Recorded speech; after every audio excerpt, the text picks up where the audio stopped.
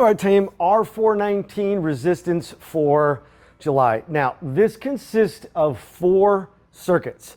There are 2 circuits running at a time, and then you have a break, and then there's 2 other circuits that are running at the same time, different exercises. You will have to do a equipment change. The equipment change is going to be when the first two circuits utilize the bench in this position, and the second 2 utilize it flat. So you'll have to take it down to the flat position. So don't forget, in between, not between circuits 1 and 2, but when you're transitioning from the first 2 circuits to the second 2 circuits, you need to make sure that we change those benches down to that flat position. Everything else should be pretty good to go. You don't have to really worry about too much there. All right.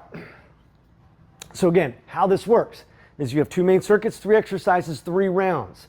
You're going to be doing 28 seconds worth of work, 25 seconds worth of transition time.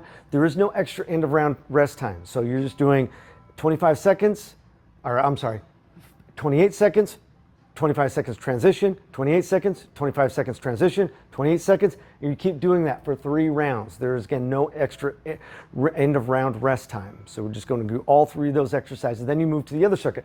Again, 3 exercises on one side of the room, 3 exercises on the other side of the room. Once you're done with all of those, you switch and you have 3 new exercises, 3 new exercises on either side of the room. Okay. With that said, your first exercise is the dumbbell overhead press. Dumbbell overhead press is going to be seated position. You're going to use your legs to help get you in. Your elbows, once again, elbows need to be at about our shoulder level or slightly forward, not behind. I don't want to see them behind. I want to see them in line or slightly forward of those shoulders.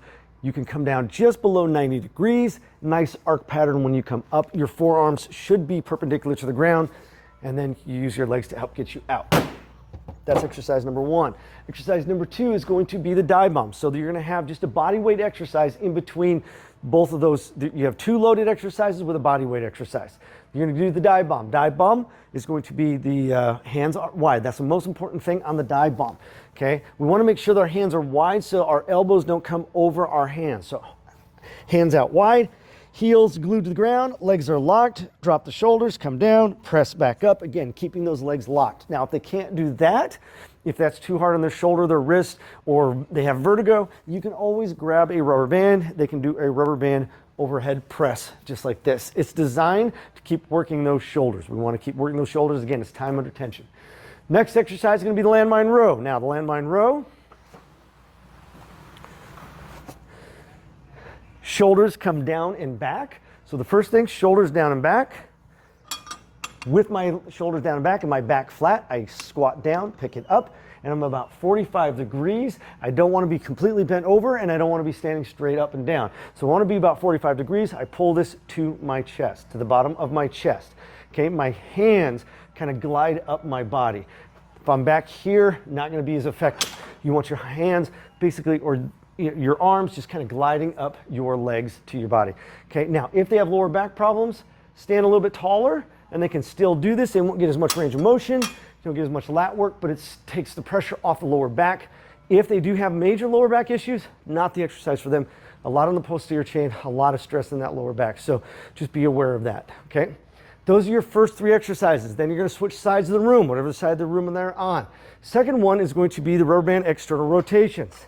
Here, this is probably one of the best exercises for these shoulders because we're helping strengthen and the stabilizer muscles, which are going to be the rotator cuff. Elbows are in line, high and in line with your shoulders, perfectly in line with your shoulders, and you're rotating your hands up. All you're doing is rotating the hands up. Your elbow shouldn't move. It's fixed in place. All you're doing is rotating about that elbow, okay? That's exercise number 1. Exercise number 2, once again, is going to be the dive bomb. So the same exercise, same middle exercise is the same exercise on both circuits. A lot of shoulders, okay? Then they're going to be doing the equalizer row. Equalizer row. Option here is going to be heels up against the bar. That way you can utilize the legs to help push you up. Again, shoulders down and back. Don't let the shoulders come up. They're down and back. Option 2, the further they go out with the legs, they don't have to go all the way out, but the further they walk their legs, the harder this is going to be. And then option 3 is going to be no legs at all. And you can even load that up, but which I doubt many people would ever need to do that. So those are your second 2 exercises. Now those 2 circuits, once they're done, you switch up. Again, remember, we're going to switch this bench from the overhead press position to the flat position, and then we're going to do dumbbell pullovers.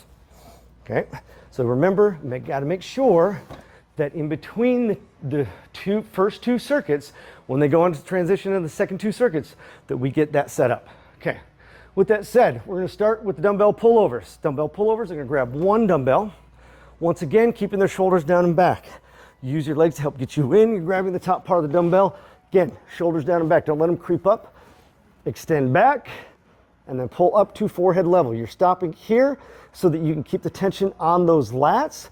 Again, full extension, come down and then back up again without letting those shoulders ride up. When you're done, you use your legs to help get you out. Then from there, you're going to be doing the waiter curls. So in between both the second 2 circuits is waiter curls. Waiter curls. Position here, palms are facing up so you can get that incredible contraction in the biceps. Come down and then all the way up. You're using a dumbbell. So this is a nice, slow, controlled movement. Again, you want those hands, palms, try to turn them up and out as much as you can so that you get as much of a contraction in that bicep as you can. Again, just like a waiter holding a platter, okay? Come down and back up again. As much of a contraction as you can get. Again, turn those hands out. That is your middle exercise, and that's going to be the same exercise, the same middle exercise on both of the circuits. So same on both sides of the room. Then from there, you're going to be going the landmine squat press side to side. So landmine squat press side to side. Squatted position, pick it up, push through the heels, get into this position here. You're going to squat and then side to side. Squat, press, side to side. Now I bring my elbow up. What it does is I never let my hand off of this so that when I transition, I'm not having the transition from one to the other. My hands are always on here. I'm just simply rolling the weight from one arm to the other. But if I bring this arm up, this forces all the weight into this arm. So I can't really utilize that other arm. I bring it up, press up, transition to the other side. Now, if they have lower back issues, the squat's too much, take the squat out and just do the side press from side to side. The whole point of the squat is it's obviously going to burn more calories, raise our heart rate, but on top of that, it allows you to utilize a little bit more weight because you can use some momentum, not a lot. You're not trying to, throw this thing up, but just a little bit of momentum to help get you up to that position, transition to the other side. Again, use a little bit of momentum to help drive it up. That way you can overload a little bit better. Those are your first 3 exercises. Then from there, you're going to be doing the dumbbell bent over rear delt. So dumbbell bent over rear delt. Then you grab 2 dumbbells. Once again, shoulders down and back. Bend 45 degrees. Elbows flare out. So my elbows are coming out to my side and I'm pulling up high. Elbows come out high and wide. Again, that hits that rear delt there. We're not taking the hands in, or we're not taking the elbows in narrow. When you pull the elbows in narrow, now you're turning it to row, you're working more lats. We want to hit that rear delt. So from there, they're going to do the waiter curls, and then they're going to be doing the rip 60 pull-ups. But again, remember the waiter curls, you want to turn that palm as high up as you can so you get as much contraction in that bicep.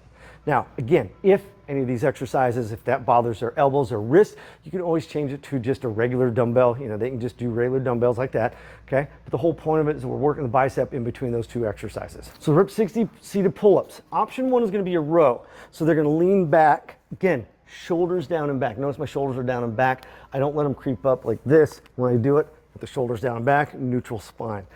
Option 2 is going to be seated. So you're just in a seated position, pull yourself straight up. Option 3, cross the legs, open those knees, because that will force more of their weight that'll force them to utilize more of their weight. And of course, they can always hop up there and grab the pull-up bar and do the actual pull-ups. Now, if they can do pull-up, start with the pull-up, and if they can do it till the very end, all the way to the end. Even with assisted pull-up with the rubber bands, if they start to fail or they completely fail, have them drop back down and start doing the pull-ups down here once again, because that way they can keep going and they can burn those lats out. So those are your last 3 exercises of your last circuit. Then we move into the finishing circuit. Now the finishing circuit is going to be the rubber band overhead press, going into rubber band curls. Okay, so the rubber band overhead press, start in this position, then we just simply do the press. Now, if you want to add the squat, they can. It actually makes it a little bit easier because it gives them less time under tension. Now, what I try to do is keep their stop point right here and then back up again. So about 90 degrees with the elbows. Okay, we don't want to come down here because what happens is we end up resting down here. We kind of let the rubber band, this doesn't take hardly any energy. Again, that's where we're resting point. So we want to really challenge them. Stop here, come up here, stop here, and take the squat out because the squat actually allows them to rest those shoulders during that squat. If they want to add the squat, they certainly can. Once they're done with that, they're going to go right into the rubber band curls. Now, keep in mind, there's only a 5-second transition, and that's all the rest time that you get. So it's 5 seconds, overhead press to curls. Now on the curls, again, stepping on the inside of it, the key here is to try to keep those elbows at least in line with the body and not behind. Now, if they have lower back issues and this puts too much stress or too much torque on that lower back because it's pulling forward, you can pull their elbows back, pull the elbows back, and they're going to be doing this right here. So they're still working the biceps, but it takes a lot of that stress off the lower back. But ideally, if you want to stress out the biceps even more, is you come up here. And once again, just like the waiter curls, we're turning those palms out. That gets you a big transition or a big contraction in the biceps. So they'll work their biceps even more intense. And if that's not enough, obviously they can go up to a bigger band size, or they can step on both sides of them and they can do the rubber band curls, which is going to be really challenging, but it depends on what rubber band they have. And there is the finishing circuit for R419, and their team is R419 for July.